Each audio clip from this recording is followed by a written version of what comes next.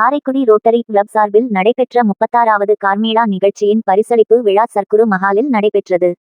முன்னாள் ரோட்டரி மாவட்ட கவர்னர்கள் சின்னத்துரை அப்துல்லா, பெரியண்ணன் தலைமை வகித்தனர். மாவட்ட youth service chairman Robert Sibudas, zone துணை கவர்னர் ஜெயபிரகாஷ் மோகன் முன்னிலை வகித்தனர். 5 நாட்கள் நடைபெற்ற நிகழ்ச்சியில் பள்ளி, கல்லூரி மாணவர்களுக்காக விளையாட்டு, அறிவியல் கண்காட்சி, நடனம், நாடகம், பாடல், மெகந்தி, ஓவியம் உள்ளிட்ட 18 வகையான போட்டிகள் நடத்தப்பட்டன. இதில் 3000த்திற்கும் மேற்பட்ட மாணவியர் பங்கேற்றனர். பரிசளிப்பு விழாவில் அழகப்பா பல்கலைக்கழக துணைவேந்தர் க. ரவி சிறப்பு விருந்தினராக கலந்து கொண்டு வெற்றி பெற்ற மாணவர்களுக்கு பரிசுகள் மற்றும் சான்றிதழ்களை வழங்கினார்.